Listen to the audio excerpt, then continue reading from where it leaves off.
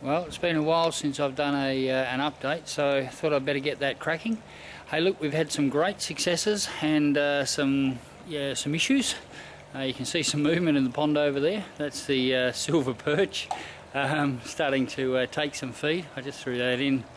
I didn't think they'd be so quick. They don't normally come to the surface so quick, the silver perch. They are excellent value. Now, in the main pond area, we've got 60 silver perch. So there, we got those as juveniles, ranging from about 100 mil to 150, well actually up to about 200 mil. So yeah, so they're coming on really good. Now in this area here, I have 100 fingerlings, silver perch again. Now they are literally finger size, you won't see those. Panning across here, we've got the very unsuccessful waterbed section, which is really just you know, the vegetables floating in the foam with the roots hanging in there. It just has not worked. Now, lack of nutrients, who knows what the issue is. We've planted some in the centre there. Where's my finger there? That area there. This is some sort of watercress that we're using to use up some of the nutrients, because we don't have enough veggies for the filtration. In the centre there, you can see a bit of PVC piping. That's actually a net, so it separates this side from that side, because over here we've got barramundi. Now we bought those as juveniles. We've got 30 of them in there. I'll just throw some food in there. You want to see these guys go. You probably can't see them, but you can certainly see the splashing. These guys aren't shy when it comes to food. They'll eat anything that's smaller than them. Throw some more in there. Yeah, so they're a lot of fun. You can actually see them. I don't know if you can hear them. I'll get another shot later with some more food when I get some more food. You can't see through there because we have got a major problem with string algae. It's really quite murky in that area. It's not nice at all. So yeah, it's a shame you can't see through there. I can see with my glasses on, but anyway, they're awesome, the barramundi. Okay, on to the update. So, veggies. Let's have a look at the veggies and what we've got happening. We have got capsicum powering. So we've got chilies. These are a jalapeno there. They are doing so well. The aquaponics is really suited to the Solanaceae group. So, you know, we've got some yellow chilies there. They're doing really well. Some little red tyres. I'm not sure what they are. Let's have a quick look. Hot Hoalate. And some little black ones there. Now the cherry tomatoes, they're doing really, really well. We've just pulled a whole heap from it. Actually, I should have done that earlier. So they've done really well. Now on the other side, you can see we had cucumber. Now they did really well.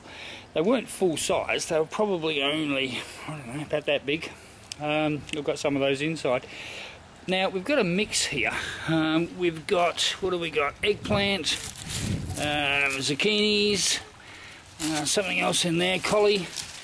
The collie haven't done well, and the rest have actually grown but not fruited yet. So, not sure what that is.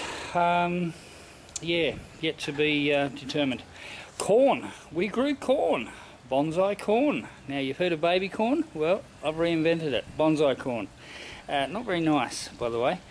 That was not successful. Now, I don't know whether it's because of the water level in the relationship to the height of the pot, or the fact that it holds the water for 45 minutes and drains off slowly through that. Maybe it's too wet. I really don't know. One thing that has surprised me, and especially talking about the wet, is this citrus. Now this is a dwarf lemon. So I think it's either a Maya or a Lisbon, I can't remember which. But it was actually looking really sad when I put it in there. And it has powered, it's absolutely taken off. Now I am really, really surprised.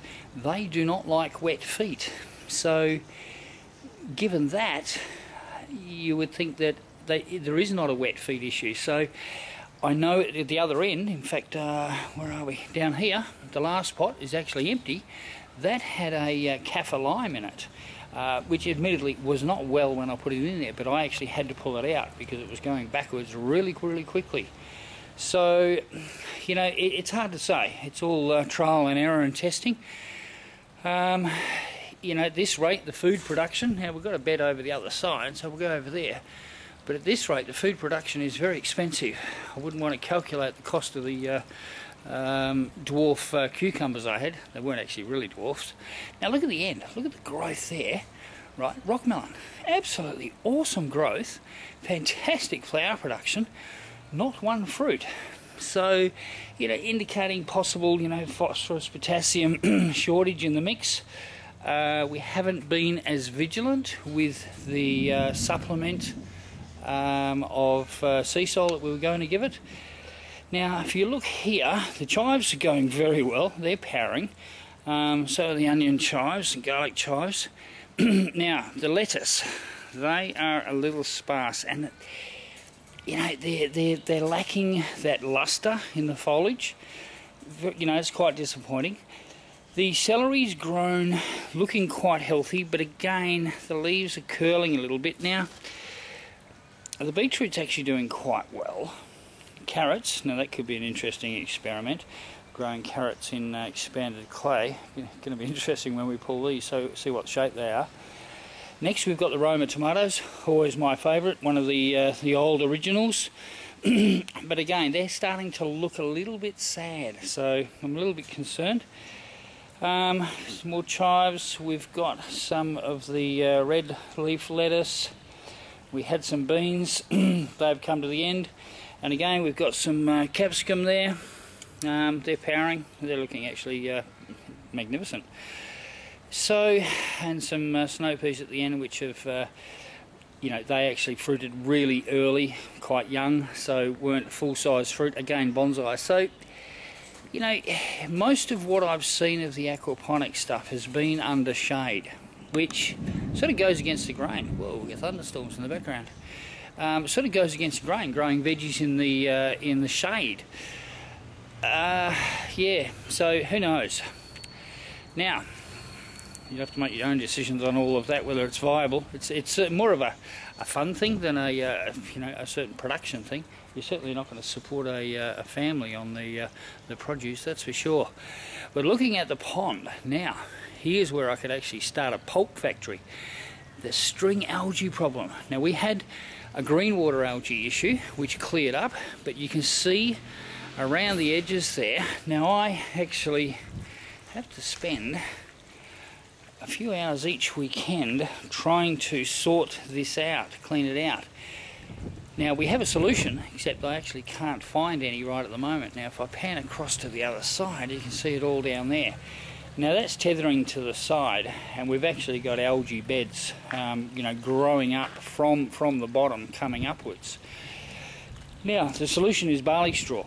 Now we actually got a solution of it, concentrate extract, added in there. Within 12 hours it was starting to separate from the edge, going a sort of a dull colour, so we know it had an impact. We scooped it out, we got beautiful clear water within a couple of days. But then for a couple of weeks afterwards, we had to put up with the algae actually breaking up rather than being all strung together like this. It actually separated because it was dead. It wasn't able to bind together.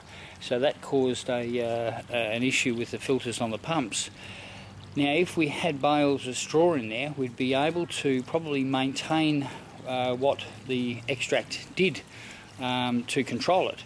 But we haven't been able to get any straw bales of the barley straw. So we're working on that. So we've got some extract ordered. We are going to get some barley straw bales, put those in, and hopefully that's going to get that under control, because hey, nothing beats actually being able to see your fish. I mean, when I feed them I can see them, and that's great. However, I want to be able to see them through the water. Yeah, so sort of mixed results so far from it. You know, as I said, we've had some successes over there and some, you know, not so successful returns with the vegetables, but the capsicums, tomatoes seem to be successful. Look, I've seen the celery grow really well. I've seen the lettuce grow really well. Over that side again, you know, we've got some mixed results. But if, oh, there's my wife. Hello, wife. And so with some shade cloth, they would do better. But, you know, it just doesn't seem natural to me. But anyway, we'll continue testing, and next video, hopefully we'll have lovely clear water for you.